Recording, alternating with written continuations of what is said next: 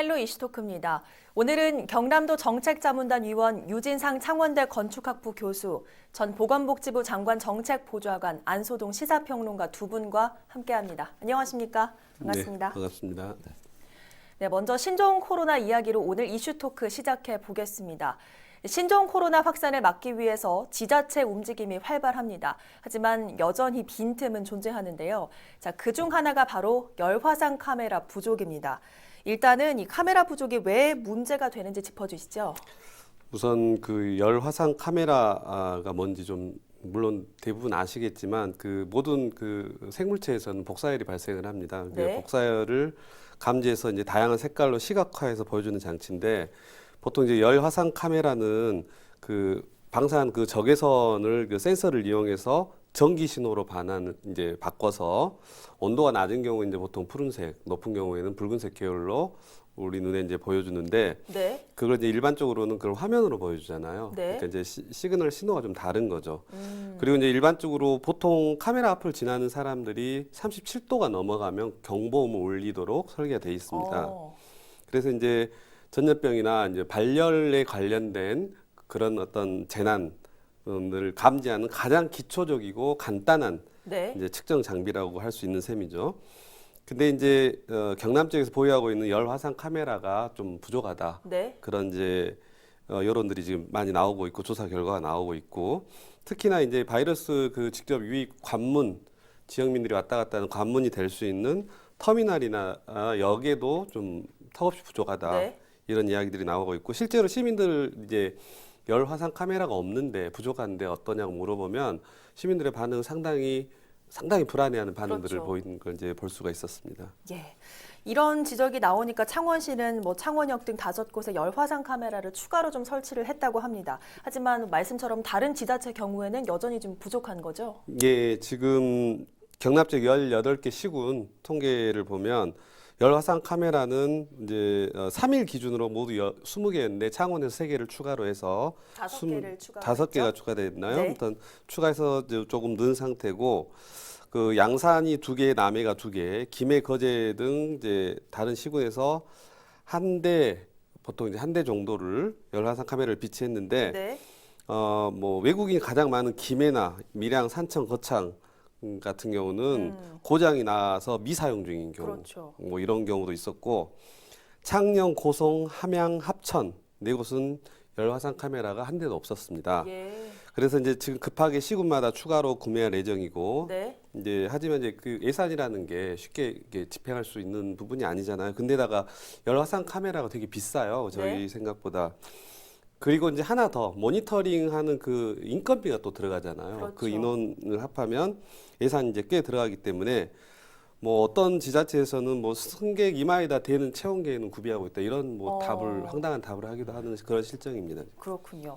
자, 이렇다 보니까 선제적으로 또 과도할 만큼 대응하라는 정보 지침이 좀 무색할 정도기도 한데 네. 일각에서는 열화상 카메라 비치가 어려운 게 바로 예산 문제라고 지금 말을 하고 있습니다. 네. 하지만 뭐 이 카메라 가격이 실제로 도나 지자체 예산으로 구매하기가 좀 어려울 만큼 비쌉니까? 어떻습니까? 네, 이 열화상 카메라가 우리가 이제 관심을 많이 받는 이유가 이미 2003년도 사스 사태 때 우리가 열화상 카메라의 그 어떤 능력이라든지 필요성을 그때는 이제 충분히 인식을 했죠. 네. 공항이나 터미널 뭐 이런 사람들이 많이 이제 오가는 그 장소에서 제1선에서 수비대 역할을 할 수 있고 또 감지를 할 수 있는 것은 이것만큼 좋은 게 없죠.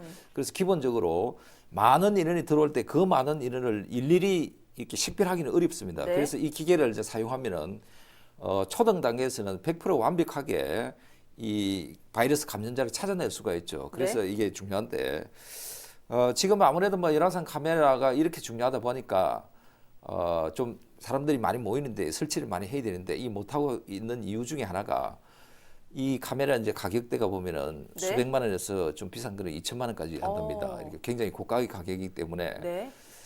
시군에서 이제 그 예산 짜여진 예산으로 이것을 이제 당장에 이제 쉽게 우리가 개인이 물건 구매하듯이 이렇게 절차도 이제 좀 광고수는 많이 복잡하지 않습니까? 네. 그리고 예산도 이제 이게 적은 예산이 아니고 이러다 보면은 구입하기가 어려운데 네. 그래서 교수님 말씀했지만은 이게 이제 상황이 이렇다 보니까 긴급하게 시군에서 굉장히 확대해서 지금 설치를 하고 있죠. 네. 창원 같은 경우에는 이제 5곳을 또 추가로 설치를 했다고 하는데 그만큼 이 열화상 카메라가 이제 중요하기 때문에 그렇습니다. 그런데 네. 이제 저는 이제 메르스 백스에도 나와 있지 않습니까? 네. 예산, 인력, 장비 확충 이런 게 쭉 지적이 그때도 지적이 되어 왔는데 우리가 좀 한 가지 아쉬운 거는 그때부터 이 열화상 카메라를 준비하기 위한 기금이라든지 네. 이런 준비를 좀 그때부터 해야 되는데 꼭 이게 발등이 불이 떨어지니까 이렇게 준비를 하다 보니까 이런 문제가 나올 수가 있는데 제가 한 가지 더 붙이면은 2018년도 경기도에 있는 동두천 소방서 소방대원들이 네. 아이디어를 가지고 좀 작지만은 이 휴대용 열화상 카메라 아이디어를 제공해서 그게 네. 개발한 게 있습니다. 어. 이런 것도 좀 그 소방대원들이 현장의 그 어떤 그 실제 경험을 살려서 아마 이 아이디어를 냈다고 하는데 네. 정부에서도 뭐 이런 것들을 좀 아이디어를 살려서 우리가 그 열화상 카메라를 좀 적은 이 가격대가 예산이 많이 들어가지 않으면서도 좀 보급을 늘릴 수 있는 이런 좀 그 대책을 좀 세웠으면 좋겠습니다. 그러게요.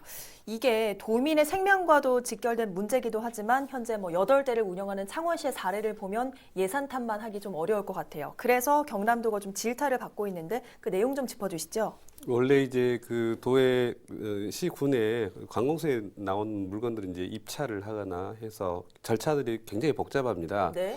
하지만 이제 이 그 재난 긴급 구호 기금이라는 게 따로 이제 있거든요. 네. 그걸 이용해서 사실은 쉽게 구할 수가 있어요. 예. 그래서 시군별로 지금 제가 알기로는 굉장히 많은 시군에서 급하게 예산 집행해서 지금 구매를 하려고 하고 있는데 네. 또 생각지 못한 문제도 또 봉착을 하고 있습니다. 네. 아까 말씀하신 2천만 원대, 1,500, 2천만 원대 정도 돼야 빠른 속도로 많은 사람들이 지나갈 때 네. 충분히 정확하게 이렇게 감지를 해낼 수가 있는데 그 정도 되는 기종들은 또 물건이 부족하다는 이야기가 있습니다. 그래서 이제 급하게 무리하게 하다 보니까 여러 가지 문제점들이 있는데 네. 그 우리가 우려하는 것처럼 막 긴 절차가 필요하거나 그런 상황은 아닌 것 같아요. 그렇군요. 최근 뭐 경남도의 경우에는 검역관을 좀 추가로 배치하는 등 적극적인 방법을 네. 취하면서 호응을 좀 받았었는데 네. 열화상 카메라 역시 좀 이렇게 적극적인 자세를 좀 보여줬으면 좋겠어요. 근데 이게 관공서에서 이제 물품을 구매할 때는 그 품이라든지 그다음에 예산 집행이라든지 결제 과정이 있고요. 네. 그다음에 이게 이제 고가의 장비는 또 이 마음대로 이제 구매를 할 수가 없죠. 조달청을 통해서 우리가 이제 조달 구매를 해야 되는데 이렇게 절차를 밟다 보면 시간이 걸리고 네. 그리고 이제 한시가 급한 경우가 있지 않습니까? 그래서 저는 뭐 이게 재난에 준하는 어떤 그 물품 구매 입찰은 네. 지명 그 입찰을 바로 할 수도 있고 이런 게 있지 않습니까? 네. 그래서 이것도 좀 그런 것을 좀 적용해서 빨리 좀 구매를 좀 했으면 좋겠고, 그다음에 이번 기회에도 언제 어느 때 우리가 바이러스의 사태가 또 일어날지도 모르니까 그렇죠. 이번부터라도 좀 미래를 대비를 하는 이런 그 장비 구입에 대한 어떤 기금이라든지 예산을 조금씩 이렇게 모아 나갔으면 좋겠고, 네. 그다음 대통령께서도 이제 좀 지자체나 정부에서 과하다 할 정도로 좀 대응을 적극적으로 신속적으로 하라 이렇게 주민이 있었는데 네. 지자체나 좀 정부에서 대통령의 말씀보다는 좀 따라가지를 못하고 좀 느린 감이 많이 있습니다. 예. 그래서 이런 부분에 좀 반성을 많이 하고 또 대처를 좀 해야 되고 그다음에 이게 이제 넉장 대응이나 정부에서 이렇게 부실 대응을 하다 보면은 이것으로 인해서 파생되는 또는 이제 가짜 뉴스 이런 것도 나올 수가 있습니다. 네. 그래서 이번 정부가 이런 부분까지도 좀 포함해서 명심을 좀 해줬으면 좋겠습니다. 예, 앞으로 도나 각 지자체가 어떤 행보를 좀 보여줄지 지켜봐야 될 것 같습니다. 이어서 본 주제로 들어가 보겠습니다. 황금알을 낳는 거위로 불렸던 케이블카가 전국 곳곳에서 파열음을 내며 진통을 겪고 있습니다. 과도한 경쟁에서 비롯된 경영 부실이 그 이유인데요. 도내 케이블카 역시 사정은 마찬가지입니다. 오늘 도내 케이블카 사업의 허와실 짚어보죠. 자, 도내 케이블카 사업, 좋은 때는 다 지나갔다란 평가가 좀 나오고 있는데 어떤 문제가 있습니까? 우선 최근 상황이 딱 두 단어로 이제 표시가 되는데 경영 부실, 우후죽순. 네. 무슨 한자 성어도 아니고 이게 우후죽순 너무 많은 곳에서 생기다 보니까 자연스럽게 경영 부실이 이제 따라오는 겁니다. 무리해서 어떻게 하면 그걸 극복해 볼까 하다가 이제 경영 부실까지 이어지는데 네. 유지비는 계속 나가는데 이제 방문객 수가 계속 줄어들고 있는 거죠. 예. 근데다가 이 지금 각 지자체에서 계속해서 만들고 있는 케이블카의 컨텐츠들이 다른 게 거의 없어요. 뭐 경치만 조금씩 다를 뿐이지. 네. 그리고 이제 케이블카 사업은 초기에 투자비가 굉장히 많이 들잖아요. 예. 그러니까 하지만 투자비가 많이 들지만 한 번 탄 사람들이 그 같은 케이블카를 잘 타지 않는 그렇죠. 속성이 있습니다. 예를 들면 뭐 섬을 여행한다거나 스쿠바를 한다거나 낚시하는 분들은 같은 장소를 또 가서 또 다른 어떤 뭐 풍광, 약간 다른 각도 내가 기다리기도 하고 이제 본인이 선택하고 기다릴 수 있는 그 상황이 되는데 케이블카는 자기한테 선택권이 없기 그렇죠. 때문에 한 번 보면 이제 이게 다시 가기가 힘든 상품이거든요. 네. 근데다가 가격도 비싸고 이제 투자 대비 수익률이 이제 굉장히 떨어지기 때문에 이제 사실은 여기서 승부수를 걸 수 있는 것들은 좀 독보적인 컨텐츠를 개발하거나 운영 방식을 바꿔야 되는데 네. 그런 노력은 하지 않고 이제 일회성 관광에 그치다 보니까 경영 부실로 지금 자연스럽게 이어지고 있는 상황입니다. 예. 뭐 도내만 해도 사실 통영과 사천, 거제에서 이 케이블카 사업을 진행을 하고 있는데 처음에는 뭐 지역 관광 산업을 이끌 견인차로 불렸던 것들이 이제 와서 우려로 바뀌는 모습인데 좀 어떻게 보십니까? 뭐 견인차를 넘어서 뭐 한때는 관광의 신화다, 뭐 황금알을 낳는 거의 다 이 정도로 불릴 정도로 이제 케이블카가 우리가 이제 그 유행을 하고 관심을 받았던 게 불과 이제 10년 전, 20년 전입니다. 네. 그리고 이제 이 통영 케이블카는 대한민국의 대표적인 그 케이블카의 성공 사례로 꼽히는데 이게 이제 2008년도죠. 2008년도에 첫 운행을 시작해서 이게 몇 년이 지나지 않아서 굉장히 그 탑승객이 줄어들었습니다. 이게 네. 많이 이제 한 해에 이제 탑승객이 많을 때는 120만 명 내지 30만 명까지 갔는데 네. 지난해에는 90만 명을 떨어졌습니다. 예. 앞으로도 이제 계속 떨어질 가능성이 있고요. 네. 이미 이제 100만 명 선은 무너졌고 10년 만에 통영 케이블카의 어떤 그 생명력은 거의 반토막이 나지 않았나. 이제 이렇게 심하게 표현하면 그렇게까지 표현하는데 네. 그 다음에 우리가 인근에 이제 사천에서도 케이블카를 지금 공사가 진행 중이죠. 한 30% 공정률인데 여기에서도 목표는 한 해에 100만 명을 채우겠다 했는데 네. 통영이 이렇게 무너지고 있는데 과연 그 사천하고 통영의 차별성이 뭐가 있을까? 그러니까 이런 지금 것까지- 공정이 진행 중인 것은 사천이 아니라 거제 케이블카가 지금 공정이 진행 중인 거죠. 아, 네, 그렇죠. 그제가 이제 사업비를 600을 들여서 이제 이렇게 하고 있는데 통영과 그제는 30분 거리 아닙니까? 네, 그죠? 가깝죠, 이 가깝고 그다음 컨텐츠도 바다 위를 지나가는 케이블카 똑같다는 거죠. 네. 이렇게 되면은 차별성이 있기 때문에 걱정이 많이 되고 네. 그다음에 통영관광공사는 반대로 이렇게 합니다. 우리가 먼저 시작을 했는데 인근 지자체에서 경쟁적으로 후발주자들이 뛰어드니까 네. 우리 손님이 다 뺏기고 있다. 어. 이제 이런 그 주장을 하고 있는데 그다음에 전국적으로도 뭐 우리가 이제 하동이나 산청군도 이제 준비를 중이고 그다음에 전국적으로 보면은 한 50여 곳이 추진 제공이나 준비 중에 있습니다. 어. 이렇게 난립이 되다 보면은 네. 과연 우리나라의 케이블카 시장이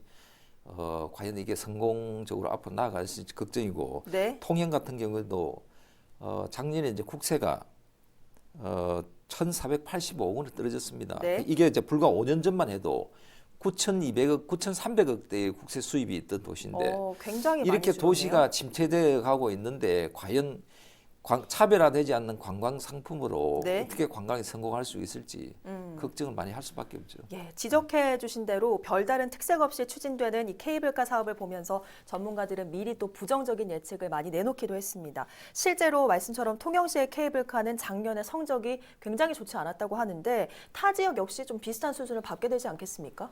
결론부터 말씀드리면 거의 그럴 확률이 매우 높다고 보고요. 네. 통영이 이제 해양 케이블카의 원조격이잖아요. 10년 네. 만에 50만 명이 이제 줄었거든요. 그렇다면 아주 단순하게 손익분기를 계산해봐도 네. 통영은 사실은 환경이 되게 좋아요. 주변 연결된 관광지가 되게 많기 때문에 그 좋은데도 10년 만에 그렇게 반토막이 났다는 걸 보면 네. 다른 지자체들은 그걸 이렇게 공부를 안 하는지 모르겠어요. 너무나 심하게 이제 우후죽순처럼 생기고 있는데 네. 그 아까 뭐 통영 케이블카에서 뭐 우리가 뺏겼다 이런 표현을 쓰는데 그건 경쟁 사회에서 뭐 너무 당연하고 어쩔 수 예. 없는 상황이고요. 다른 지역을 우리가 좀 반면교사로 삼을 필요가 있는데 환경부 국립공원위원회에서 네. 지리산 케이블카를 설치하려고 경남, 전남, 전북에서 과열 경쟁을 하니까 그 지리산 국립공원이 위치한 그 3개 지역 그리고 시군 5개 시군이 서로 합의를 해서 하나의 케이블카를 하지 않으면 절대로 허락을 안 해주겠다고 네. 했음에도 불구하고 무슨 일이 발생을 했냐면 감사를 하고 보니까 산청군, 함양군, 전남 구례군에서 이 세 개 지자체가 각각 이제 지리산 케이블카를 설치하는 예비 타당성 조사를 한다는 명목으로 네. 16억 원을 사용을 했습니다. 어. 분명히 환경부에서는 한 곳밖에 안 해주겠다고 했는데 네. 각자 따로 이렇게 타당성 조사를 한 거죠. 그럼 이 돈은 만약에 케이블카 한 개만 생기면 거의 실제로 타당성 조사에 사용된 한 곳에 대한 3, 4억 빼놓고 나머지 돈은 날리는 돈이거든요. 그렇겠네요. 마치 무슨 치킨 게임을 보고 있는 듯한 게 양상을 보이게 있는데 사실 이제 시민단체 같은 데서는 지리산 너무 케이블카가 많기 때문에 네. 지리산 자체를 유네스코로 만드는 프로그램을 진행하고 있으니까 다른 방식으로 우리가 문제를 풀어 나가자 이런 제안들도 하고 있는데 네. 지자체에서는 이걸 전혀 듣고 있지 않은 상황이거든요. 이게 결국은 선택과 집중의 문제인데 사실 다른 데서 원조가 했던 더 좋은 거 명물을 만들려면 서로 상생을 해가지고 네. 어느 지역에다 선택하고 집중해서 이제 집중 투자를 해야 되는데 우리 관광지도 한 번씩 보면 네. 너무 기가 찰 경우가 있는데 바로 옆에 유명한 관광지가 있는데 옆에 인근 지역에 관광지 표시 자체를 안 하는 관광지도 되게 굉장히 지역 이기주의 이제 그러면 이제 상생하기가 힘들고 성공하기가 더 힘들어지는 상황들이죠. 이제 그런 상황들을 뭔가 정부에서 컨트롤하거나 뭔가를 해줘야 되는데 그런 컨트롤 타워 역할이 좀 부재하고 있는 것 같아요. 그렇군요. 자, 타 지역에서는 비슷한 우려들이 좀 가시화되고 있다면서요? 네, 이제 이게 우리 경남 지역에도 많고 또 전국적으로 이제 그 대표적으로 알려진 이제 부산의 송도 케이블카라든지 그다음에 설악산 오색 케이블카 이런 게 이제 특혜옥이라든지 그다음에 그 환경부에서 이제 부동의 결정을 내렸죠. 그래서 뭐 강원도라든지 양양군 이런 데서 지자체에서 이제 반발을 하면서 법적 소송까지 이제 진행 중에 있는데 네. 저는 뭐 이 대표적으로 두 가지 사례를 들었지만 앞으로도 이런 그 소송이나 분쟁들이 계속 늘어갈 것이고 네. 정부에서도 이번 기회를 통해서 좀 케이블카 인허가 문제에 대해서 좀 엄격하게 기준을 좀 됐으면 좋겠고 네. 지자체에서도 좀 냉정하게 좀 판단을 했으면 좋겠습니다. 네.